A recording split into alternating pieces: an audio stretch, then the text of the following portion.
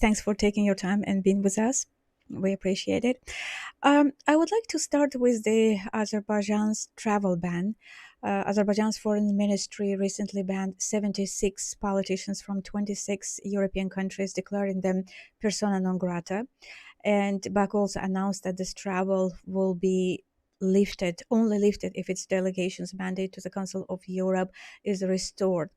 How do you view this decision, and what impact do you think this will have on your rights and on the broader diplomatic landscape?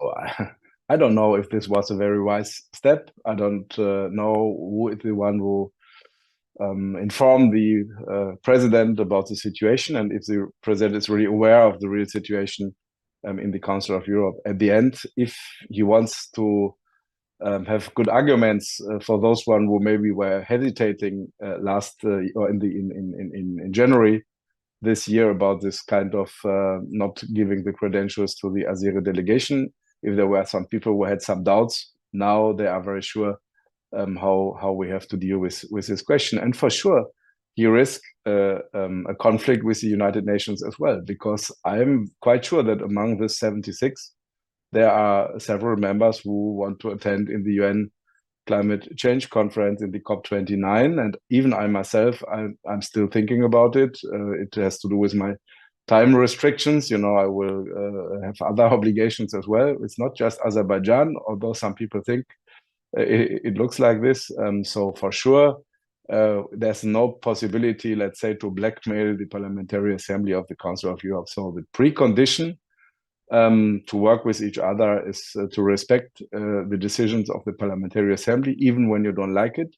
Not to give the credentials to the Azeri delegation is in line with our rules. It's nothing inappropriate. It's a normal procedure, but for sure to ban politicians from a lot of member countries of the Council of Europe and even of the EU means you don't want to cooperate. And for sure, this is something, the kind of precondition for sure to lift this ban. So I'm very relaxed on it. The next step is something Azerbaijan has to do. Mr. Schwabe, you mentioned that you yourself also would like to attend the COP29, and indeed, we know that other Council of Europe politicians are also known for their work and activity, being active in climate issues. So my question is, how do you think this ban is going to affect this ability to do this work on climate advocacy? Do you believe that it can hinder these efforts and to address climate change? Do you believe that this decision can be cancelled, can be changed at this point?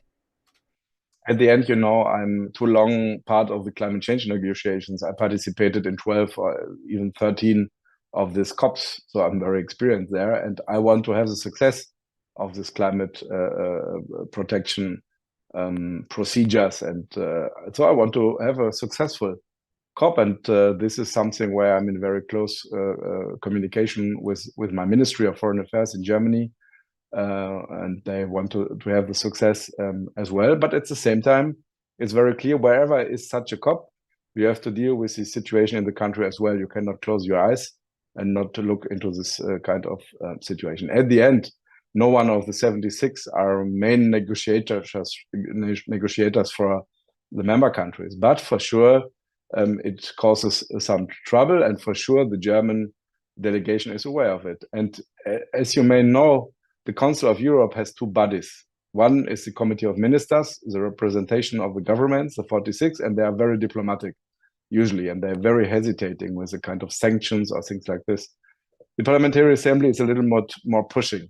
When we throw out Russia of this organization because they invade Ukraine, then it was the Parliamentary Assembly of the Council of Europe who take the initiative at the end and will push at the end the Committee of Ministers to act.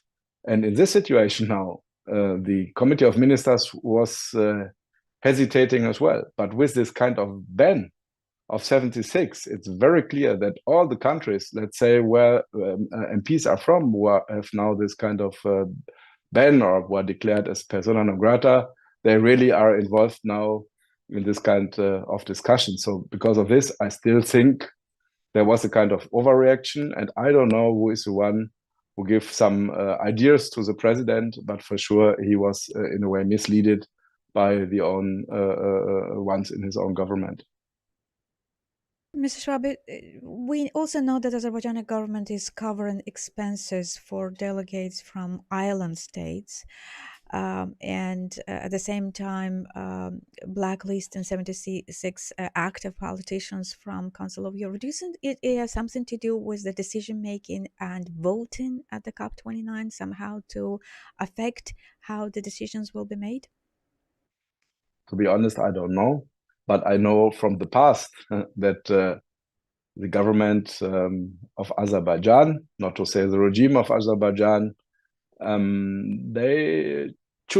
they try to limit and to sanction those one who criticize the government, not the country at the end, the government, and they want to support, let's say it diplomatic, those one who are very friendly with Azerbaijan. And as you know, there was a corruption scandal in this organization where Mr. Aliyev and his friends at the end bribed MPs from Germany as well, from a lot of countries.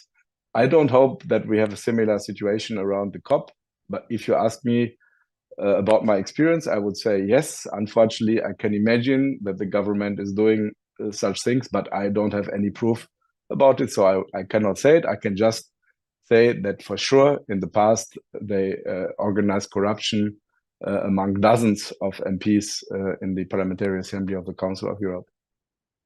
Mr. Schwabe, Azerbaijan saw two elections already this year, presidential elections in February and parliamentary elections back in September. ODIHR observed both of the elections and said that none of them met OSCE standards and were not free or fair. How do you think the voting about credentials, renewing of Azerbaijan's delegation's credentials will go in January? Did you expect renewal, like new delegation will be there now that the elections were not free and fair? What is your forecast? I think we have to be very clear. There are 46 member countries in the Council of Europe. And in a lot of countries, not everything is very perfect.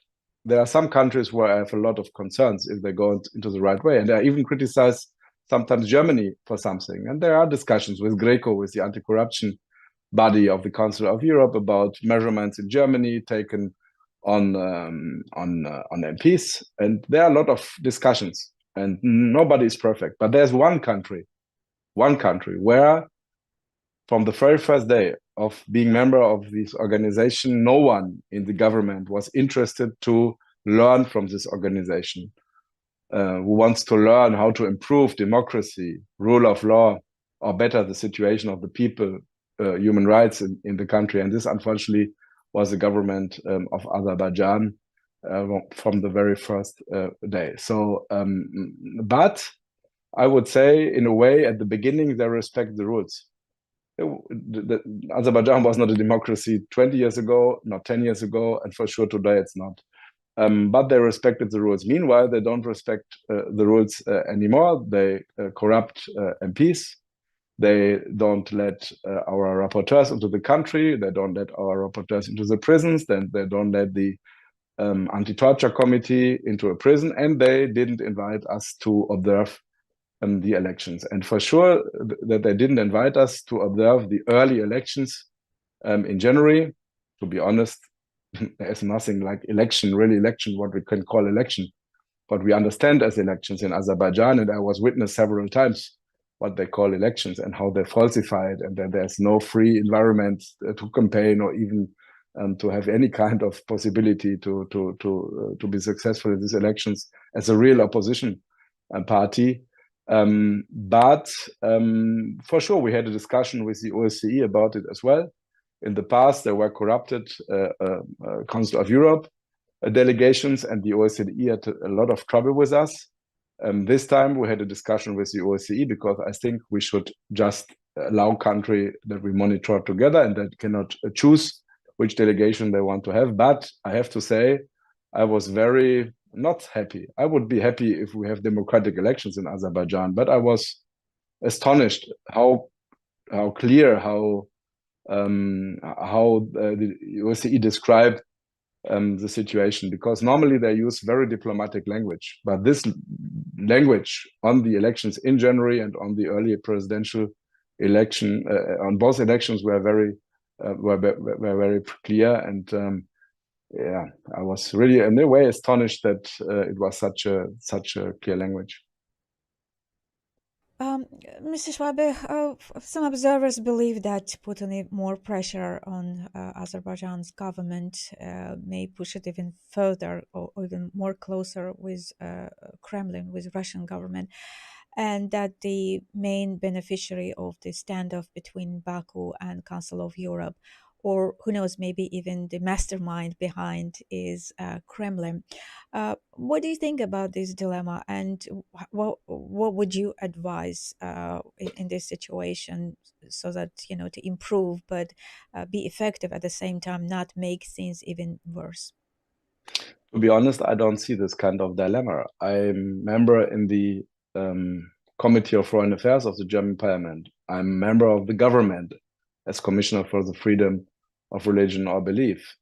So I know how geopolitics work. So I know about the problems all over the world. And there's something where I really, in a way, I would not say defend Azerbaijan and the government on Azerbaijan, but there are issues. If you compare Azerbaijan with Iran, for sure, they don't kill people like they do it in Iran. They have a totally different approach on the question of freedom of religion as well. It's far away from to be perfect. I know they make a lot of videos now to say this is a country where they respect everything. Yes, they respect something if you don't question the president, if you don't criticize the president. But there are things, and even I defend why this climate change conference is in Azerbaijan.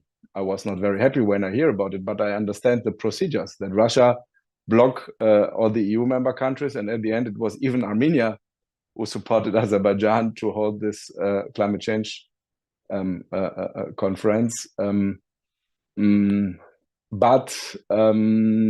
Yeah, we will see it. We will see the situation around. What I understand now is that unfortunately the government shut down all the critical voices in the country, so that we cannot hear any critical voices in the 14 days of the climate change conference. And for sure, all this is in line with Russia. Interestingly, they accuse me to be pro-Russian or whatever. It's so strange, because I still see that in the public discussion, this kind of discourse against Russia as supporter of Armenia is maybe in a way a little bit working. But I see the reality, and the reality is that for a very long time, they have a very friendly behavior. Mr. Aliyev and Mr. Putin are very close friends.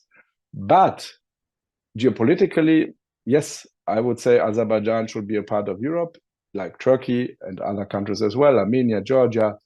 But we are an organization of human rights and democracy and rule of law. We defend values, and we have to be very clear on these values. If we allow one country, one government to say, okay, I want to be part of this organization, but I don't want to play with the rules, in line with the rules of this organization, then you lose the whole organization. And because of this, I'm so clear on this topic and on this question. I compare it always, if you make sports and if you play soccer, football, you play it with your feet. And if you have 18 teams in your league and there's one team who use the hand and say, okay, we use the hand, but we want to be part of this league. And then if you have a referee and the referee say, no, this is not right, and then you pay the referee that he say, I didn't see that they use hand, then you destroy the organization, then you destroy the values of the organization, and then you use this organization for 100 millions of people. And this we should not allow, no government. If the government of Azerbaijan is committed to the minimum values and rules of the organization, if they allow election observation missions, if they allow monitoring, if they let prisoners free, like Anna Mammadli, who get the highest prize of the Council of Europe, the Václav Havel Prize, and they imprison him for the second time. What does it mean? So they have to change their way, and the way to deal with democracy, human rights, and the rule of law. And then they are respected members of the organization. If not, there is no place for the government of Azerbaijan in the Council of Europe. You mentioned Mr. Anar Mammadli. Indeed, he's been in prison for the second time, and there are other political prisoners who are also are serving their second political imprisonment. Looks like there has been a growing pressure on the Azerbaijani government to release political prisoners ahead of the COP29, but looks like Aliyev is not compromising. So we also so given this, what do you think? Should the members or countries who are planning to participate at COP29 should be doing, and what is the way out of the stalemate, you think? Again, there is a climate change conference, and we want to have a success for the climate change process. I'm very in favor of this. Wherever it is, even when it would be in Beijing or even in Moscow, I would be, I'm against blocking this conference or whatever. No, that it should be there. But each and everyone should be aware where they are, and they should speak about the situation. This is my expectation for the German government and for others as well. This is my expectation on NGOs. They should not be scared, because I'm very sure they will not do anything against anyone who criticize the government in the 14 days. For sure, after the 14 days, there could happen a lot for those one who had to stay and cannot leave and go back to Germany, United States, or whatsoever. Because of this, I understand those one who are hesitating to be outspoken while this 14 days when they come from Azerbaijan and they cannot leave the country with the airplane on Monday morning after the COP. But no one who has to go there with the obligations. Ministers have to go there, governments have to go there to really get a success in these negotiations, but they should not forget where they are, and they should speak about the situation in the country. I understand that Mr. Aliyev thinks he is in a very good position because geopolitically, he thinks, oh, we have a lot of problems all over the world. Even with the Middle East war, it's helpful for him because it covers other things and people don't look into the situation, and governments don't look very much in the situation of Azerbaijan. But I think he is wrong. At the end, maybe it will work for some time, but not for very long. And we see the situation in the country. I know that they always want to play the card about Armenia, and I say it again. Karabakh is part of Azerbaijan due to international law. And this was clear from the very, very beginning. If my colleagues in Armenia like it or not, it doesn't mean you have to take this part of the country in a kind of war. This is the other truth, but this is the question that would always to discuss about it. I want to focus more on the economic and social situation in Azerbaijan, and the situation is very bad. There are very few people who are very rich, and all of them are around Aliyev. And you can see the airport, which looks very nice, the Haidar Aliyev airport. You can see the street to the city, to the city center. This is very nice.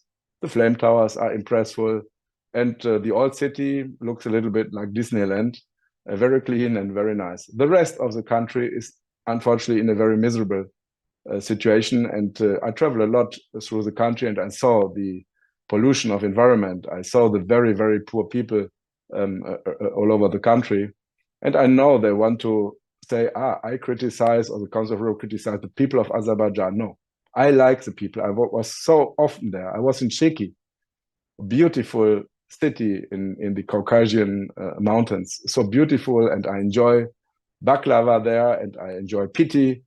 It's a pity not to eat piti in Sheki. So it was very nice. I really like, not to say I love this country, but they should have a better government, and they should live in democracy.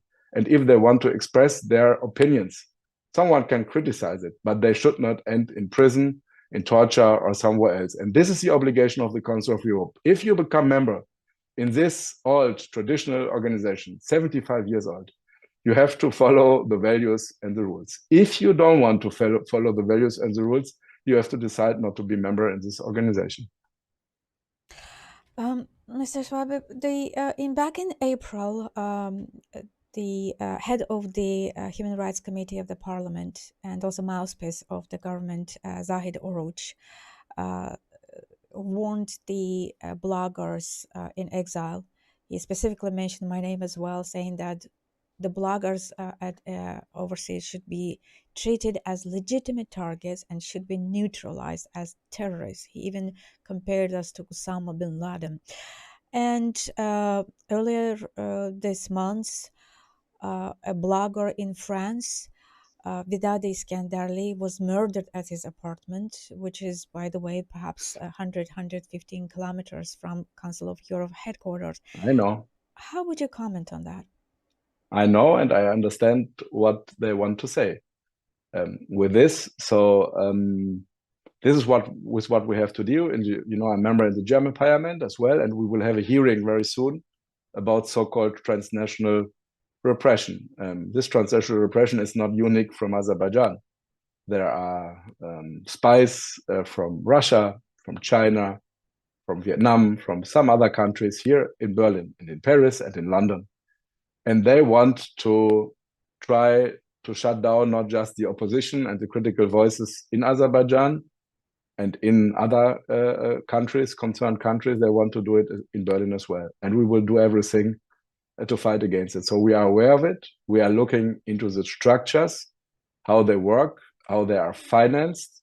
And Gubat Ibadulu is, because of this, he is still in his, let's say, house prison, because he looks into the situation, into the kind of financial situation, into the kind of network of different companies. And we try to understand it, and we do it together with our secret services in Germany. And we will have a network together with such secret services all over Europe and maybe with the United States as well. So we are aware of it, and we will go against it. We are even discussing why we extradite some refugee seekers, in asylum seekers in Germany. The problem is that we have different parts of the government. We have the government, the Ministry of Foreign Affairs, and we have the Ministry of Interior. And the Ministry of Interior don't follow, let's say, the advice of the Ministry of Foreign Affairs. So they have their own rules and they take their own decisions. But this is something what we discussed today in the German Parliament with the Minister of Foreign Affairs, that I know about 6 cases that we extradite someone from Germany to Azerbaijan who were imprisoned immediately and sentenced to prison for nonsense and for nothing. So we are aware that the regime in Azerbaijan, that Mr. Aliyev is not just fighting against the people in the own country, he is even fighting against Azeri people, Azerbaijan people in Germany, in France, in UK, and somewhere else. And I even see, and I speak about it, that they try to put smear campaigns on people like me. So I follow and I see what is going on in the social media, and I accuse the ambassador. It's usually you cannot imagine it, but the ambassador of Azerbaijan in Germany, he is one of those who organized a smear campaign against me. You even see that there are, let's say, some bots and some, let's say, artificial accounts on X. And finally, he tweeted it. He make maybe a mistake. He liked it so much, his own tweets, but for sure till now, he was not present with his name. But I have a kind of idea who have a connection to what. And at the end, it's organized. And it's just organized to make pressure on me and some others. But I speak about it. I'm for sure impressed in a way, but for sure I will not give up to speak about the situation. They can do what they want. And if they want to speak about corruption, they accuse me to be paid by Mr. Soros, by Armenia, by Russia, or whoever, and I don't get any cent from from any one of them. But if they want to speak about corruption, let's speak about corruption. And then I put papers on the table, and we can discuss who corrupt who in the past and who maybe do it today as well. So we can discuss very open about it. But I see that they try to organize this kind of repression against each and everyone who criticize the country, even outside of Azerbaijan. I know that you made remarks at German Bundestag and raised the issue of Azerbaijan. What was your message? My message was that we should be aware of the situation. And when our government, Germany is a leading nation, I think I can say it, in the climate change negotiations. I myself was a part for a very long time. And I'm still a member in the so-called subcommittee for international climate change policies in the Committee of Foreign Affairs. So Germany is really very much interested on the agenda to really change, to organize transition all over the world towards renewable energy. And this is very, very, very important. So, but at the same time, we are focused on human rights basics and foreign politics. And this is what I asked the minister, how we can combine it. On the one hand, to go for success on this COP, for sure. I don't want to undermine it. I want to have the success. Even when Mr. Aliyev will come at the end and say, hey, look what I did here. It's important for the situation worldwide. But on the same time, we should not forget about the human rights and about the situation in Azerbaijan. And for sure, the minister, Annalena Baerbock, is sure that they look very much into the situation. And I just can say, because people understand that I have a little bit expertise on Azerbaijan, they come to me and they ask me, are we in danger when we go to the country? As NGOs, as civil society, even as parliamentarians, are we in danger when we go there? And this is something I never hear before. Before, the climate change conferences were in the Emirates or in Egypt. And you can imagine that the situation is not very good there. But that they come to me and ask me if they should have fear to go to the country, this is something really extraordinary. And this is something we discuss. So we are aware of it, but nobody should have fear. If you live in Azerbaijan, yes, you should have fear. If you come from Azerbaijan and live abroad, it's sometimes not an easy situation as well. But for German politicians and even NGOs who go to Baku, they should be able to speak free.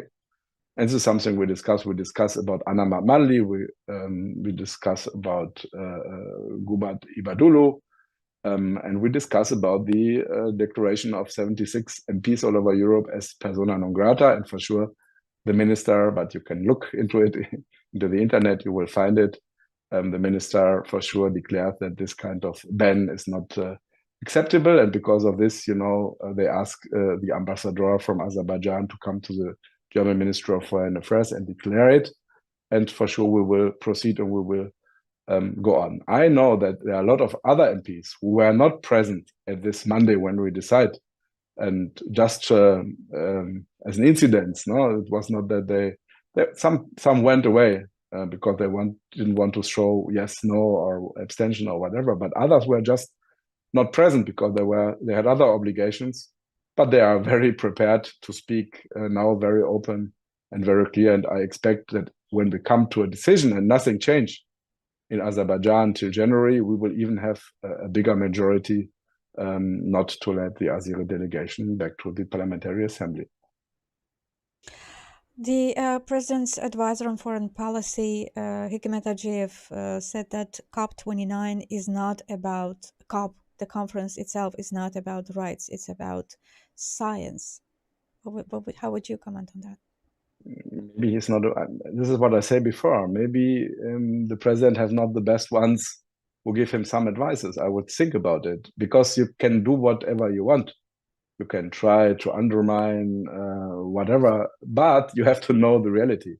And the reality is that in the climate change negotiations, for sure, always the question of human rights is a part of the discussion. It has to do with the question that sometimes to organize climate change have an impact on human rights. Let's take the example of forestation. No, we have deforestation and forestation, but if you organize forestation in some areas where people live and they don't want to have maybe this forestation, you undermine their rights. And there are a lot of other examples. If you build solar power plants somewhere where people live, or if you make hydroenergy or whatever somewhere where people live, it has an influence on human rights. And so since a very long time, the human rights question is a part of climate change negotiations, not the question of democracy, because we have a lot of countries who are not democratic countries for sure. But the question of human rights is a special part of these negotiations. And again, a lot of countries who will go to Azerbaijan will speak about it. You know, there were thousands of journalists going to Baku, and they cannot prevent it. And every day they will produce a story. And for sure, they will speak about the situation of human rights, democracy, and rule of law in Azerbaijan, whether the president like it or he don't like it. This is a surprise. I don't know if he was aware when they really asked to have this climate change conference. It's not Formula One. It's not a Formula One event or football game or even the European Eurovision Song Contest. This is a political big conference, maybe the biggest one all over the world every year. And for sure, the whole world will watch on Baku. And if someone thinks they will just speak about science and not about politics, not about the environment in the country.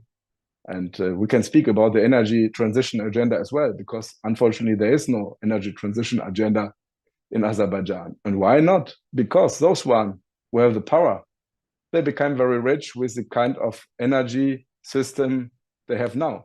Why they should go away from their drug of oil and gas? They like it very much. And so there is no progressive energy transition agenda in the country. And it has to do with the country and with the conditions in the country that you don't have a country where the rule of law is respected. The rule of law is not just for the human rights of people, that you can express your opinion or whatever.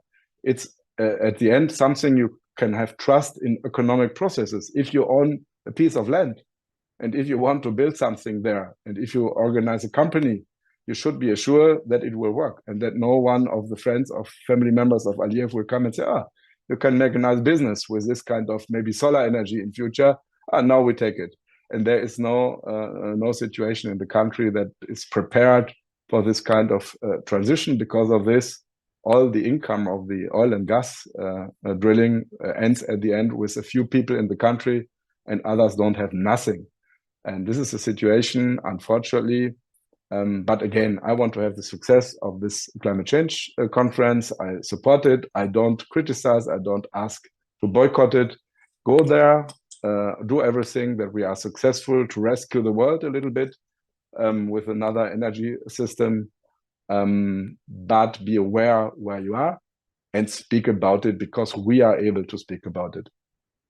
Mr. Frank Schwabe, thank you very much indeed. Thank you very much. All the best.